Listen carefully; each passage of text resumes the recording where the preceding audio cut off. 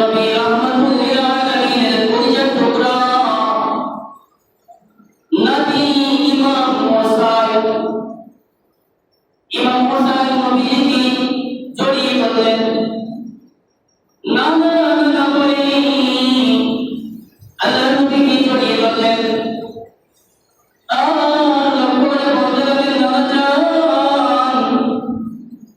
আজকে কয়েকদিন যাবত আমরা কিছুই খেতে পারিনি, ঘরের মধ্যে কোনো খাবার দাবার কিছুই নেই।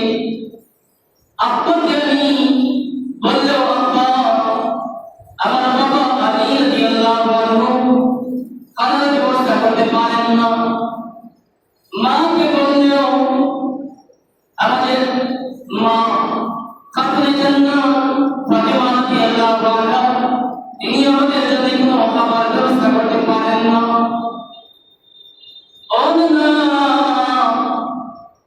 উনি কি আমার জন্য আমাদের জন্য কি খাবার ব্যবস্থা করতে পারবে না, খাবার দিতে পারবে না? আল্লাহ নবী এই কথা শুনি রহমতের নবী আল্লাহ নবী কথা শুনি বরদাস্ত করতে পারলেন না, সহ্য করতে পারলেন না। ওই মুহূর্তে নবীজির চোখ বেয়ে পানি পড়তে লাগলো। আল্লাহ নবী চোখ থেকে পানি বের হয়ে গেল। নবী সহ্য করতে পারলেন না, বলে ঠিক আছে ভাই, ঠিক আছে ভাই, আমি খাবারের ব্যবস্থা করতেছি। এই কথা বলে নবীজি ঘর থেকে বের হয়ে গেলেন। কোনো কাজ নেই পাওয়া যায়, গভীর মনোযোগ দেওয়া করো। কোনো কাজ নেই পাওয়া যায়, আল্লাহ নবী বের হয়ে গেলেন।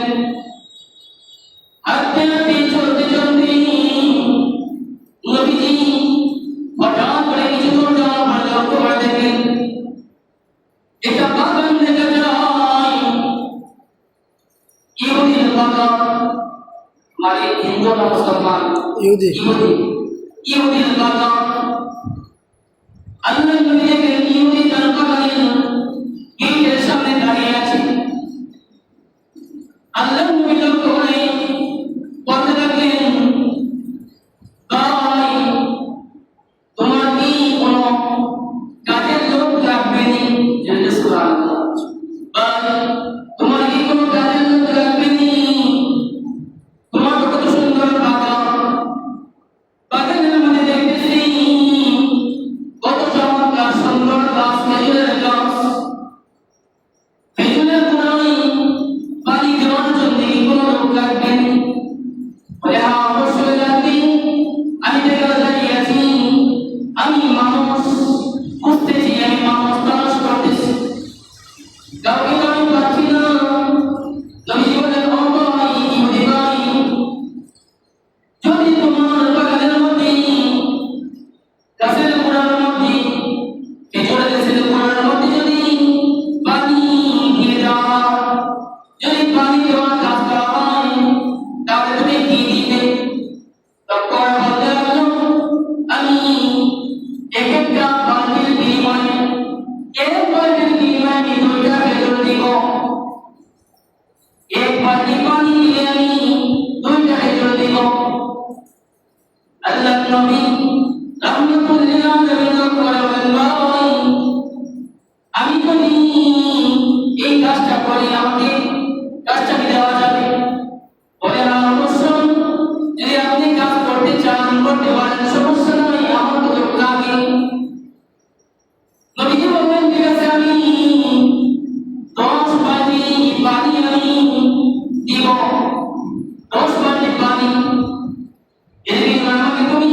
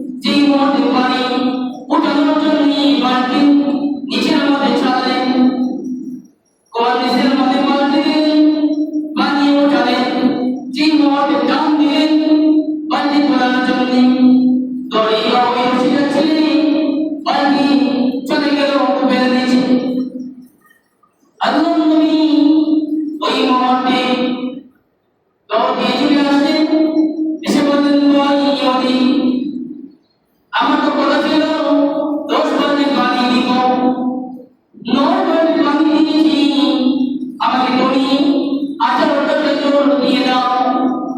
10 নম্বর বালতি পানি আমি দিতে পারলাম না। বালতি দেখি ওই রশি থেকে বালতি ছিঁড়ে কুয়ার মধ্যে নিচে পড়ে গেছে। আমাকে 20টা খেজুর দেওয়া লাগবে না, আমাকে 18টা খেজুর দিয়ে দাও। ইহুদি এই মুহূর্তে এগুলো শুনলো, মেজাজ গরম হয়ে গেছে। হে আব্দুল্লাহ ছেলে মুহাম্মদ, এটা কি বলো? তোমাকে আমি এনেছিলাম কাজের জন্যে, আমার কাজ করার জন্যে, আমার ক্ষতি করার জন্যে না, বালতি গভীর নিচে ফেলে দেওয়ার জন্যে না। ওই মুহূর্তে রাগ করে মেজাজ গরম হয়ে গেছে, সহ্য করতে পারলো না। আর ওই মুহূর্তে ইহুদি আল্লাহর নবী রাহমাতুল লিল আলামিনের নূরানি গাল মুবারকের মধ্যে, চেহারা মুবারকের মধ্যে একটা কাপড় বসিয়ে দিয়ে চলে গেলেন। নাউযুবিল্লাহ। কি করছে? ওই কাপড় দিয়ে নবীজি গাল মুবারকের মধ্যে, চেহারা মুবারকের মধ্যে কাপড় দিয়ে দিলেন। নাউযুবিল্লাহ। চিন্তা করেন আল্লাহ নবী ওই মুহূর্তে খেয়াল করেন আল্লাহ নবীর আখলাক, চরিত্র, আদর্শ, জানি বানি যাওয়ার সুযোগ যেমন নেই, বেঞ্চের কথা ফাঁকি হয়ে গেছে। তুমি দেখতে হবে না, বললেই নয় যে ইহুদি নবীকে কাপড় দিয়েছে, যে ইহুদি নাসারা কাফের বেঈমান মুসলিম দেশ আফগানিস্তান, ফিলিস্তিন, এইরকম মুসলিম দেশ, অসংখ্য মুসলিম দেশ ধ্বংস করেছে, মুসলমানদেরকে নিষ্ঠুরভাবে হত্যা করেছে। কথা বলে ঠিক কিনা? শুধু তাই নয়, ইরাকের মধ্যে হামলা করেছে কিনা? ইরাকের মধ্যে হামলা করেছে। সেই কাফের বেঈমান আজকে আসলে আমি সব করে বলি, না বললে তো কিছু করতেছে। তখন আজকে দেখা যায় এই যে বিশ্ব ফুটবল খেলা চলতেছে কিনা? কি খেলা? ফুটবল খেলা। আস্তাগফিরুল্লাহ, নাউযুবিল্লাহ। এই ফুটবল আর্জেন্টিনা, ব্রাজিল দেশে, আর্জেন্টিনা, ব্রাজিল, মেসি, রোনালদো, এরকম নেইমার, ইহুদি বেঈমান, এদেরকে আমরা সাপোর্ট করি। এই কিছুদিন আগে ফেসবুকের মধ্যে দেখেছি ভিডিও, ব্রাজিল কি করছে? জিতছে না আছে, ব্রাজিল হেরে গেছে। ব্রাজিল হারার কারণে কত বড় কফর মুসলমান এক গুরু আছে, এই জন্য বলে ইজিদি মুসলমান আর হুসাইনি মুসলমান। আমরা হুসাইনি মুসলমান হতে চাই, আমরা ইজিদি মুসলমান হতে চাই না। কথা বলেন ঠিক কিনা? হুসাইনি মুসলমান মানে কি? নবী ওয়াদা, আল্লাহ ওয়াদা, সুবহানাল্লাহ। আমরা ইজিদি মুসলমান হতে চাই না, যারা নবী আহলে বায়াতদেরকে, নবী পরিজাত করার হাসান হুসাইন রাদিয়াল্লাহু আনহুকে যারা হত্যা করেছে, শহীদ করেছে, যেগুলো বলতে চাই বিজ্ঞান করে সবাই করা যাচ্ছে। তখন দেখলাম ফেসবুকের মধ্যে যখন এই ব্রাজিলটা হেরে গেল, তখন কিছু এমন পাগল আছে, আশিক, তারা আল্লাহ এবং নবীর জন্য, ইসলামের জন্য তো পাগল না। দেখেন এই ব্রাজিল হারার কারণে দুঃখ এবং আফসোস দিয়ে সে সহ্য করতে পারেনি। কুষ্টিয়ার একজন আত্মহত্যা করেছে এবং চট্টগ্রামের একজন যুবক আত্মহত্যা করেছে। ডাইরেক্ট তো জান্নাতে চলে গেছে। কি বলে? ডাইরেক্ট জান্নাতে চলে গেছে। জান্নাতে চলে গেছে। কেমন পাগলের পাগল বলে যে পুরান পাগলের বাদ নাই, নতুন পাগলের আমদানি, এরকম অবস্থা হয়ে গেছে। যেই ঘটনা মাঝে এরকম দুজনের সংবাদ জেনেছি, আমরা তো খবর পাইনি, জানিনি। আরো অসংখ্য হলে তো এরকম পুরুষ মহিলা মধ্যে মরতেও পারে,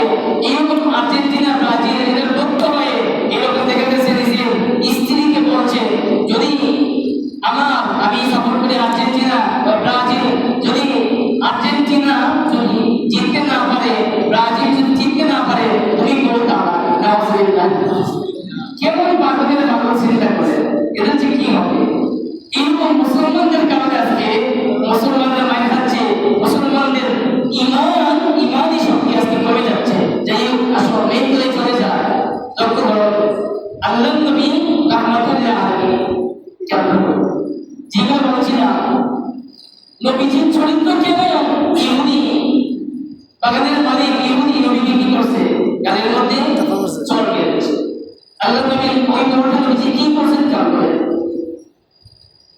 আল্লাহ নবী রাহমাতুল লিল আলামিন চরিত্র কেমন, নবীজি মনের মধ্যে কোনো কষ্ট দেন নাই, মনের মধ্যে কোনো ব্যথা দেন নাই, প্রতিশোধ গ্রহণ করেন নাই। আমাকে একটা থাপ্পড় দিয়েছে, আমাকে বা আপনাকে যদি কেউ এভাবে থাপ্পড় বা ঘুষি দিত, আমরা পারলে কমসে কম বেশি না পারে তাকে দুইটা থাপ্পড় বা ঘুষি দিতাম, ঠিক কিনা? এটা হলো আমাদের প্রতিশোধের বা মনোভাব বেশি। আল্লাহ নবী থাপ্পড়ের মতো থাপ্পড় দিলেন না, প্রতিশোধ গ্রহণ করলেন না। নবীজি কি করলেন? ওই মুহূর্তে আল্লাহ নবী মুস্কি হাসি দিয়ে ওই ইহুদির হাতটা ধরলেন। সুবহানাল্লাহ। ওই ইহুদির হাতটা ধরলেন, ধরে হাতের মধ্যে তার হাতটা নবীর মুখের মধ্যে লাগালেন, হাতের মধ্যে নবীজি চুম্বন করলেন, চুমু দিলেন। আর তার হাতের মধ্যে এরকম মালিশ করে দিয়ে বলতে লাগলেন, ভাই তুমি যে আমাকে আঘাত করেছ, আমি জানতে চাই তুমি কি বেটা পাইছনি? সুবহানাল্লাহ। নবীজি কি করে বলেন? নবীজির 18টা খেজুর 9 বালতি পানি দিয়েছেন, 18টা খেজুর নিয়ে আল্লাহ নবী চলে গেলেন সোজা তার নাতি হুসাইন রাদিয়াল্লাহু আনহুর কাছে, ফাতিমা রাদিয়াল্লাহু আনহার বাড়িতে চলে গেলেন। ওই দিকে লক্ষ্য করুন, যে মুহূর্তে নবী চলে গেলেন, ইহুদি টেনশনের মধ্যে পড়ে গেল, চিন্তার মধ্যে পড়ে গেল, মাথার মধ্যে হাত দিয়ে আফসোস করতে লাগলো। কেন জানেন? ওই মুহূর্তে নবীজি চলে যাবার পরে ইহুদি আফসোস করতে লাগলো, আমি লোকটা তো বড় ভালো মানুষ, তার চেহারা দেখলে মনে হয় সে খারাপ না, ভালো মানুষ। এমন সুন্দর নুরানি চেহারার মানুষ কোনোদিন খারাপ হতে পারে না। এই লোকটা যে কোরআনের দাওয়াত দেয়, এই লোকটা আব্দুল্লাহ সাল্লাল্লাহু মুহাম্মদ যে ইসলামের দাওয়াত দেয়, এই ইসলাম এই কোরআন তুমি দাওয়াতে পারে না। অবশ্যই উনি যে ইসলামের দাওয়াত দেন, যে কোরআনের তিলাওয়াত মানুষকে শোনায় দেন, এই কোরআন তুমি দাওয়াতে পারে না, এই ধর্ম ইসলাম মিথ্যা ধর্ম হতে পারে না। অতএব আর দেরি করা যায় না, আমি তো মস্ত বড় ভুল করে ফেলেছি, আর দেরি করা যায় না। সোজা ওই মুহূর্তে আল্লাহ নবীর সামনে গিয়ে হাজির হয়ে গেল, মাথা নিচু করে দাঁড়িয়েছি।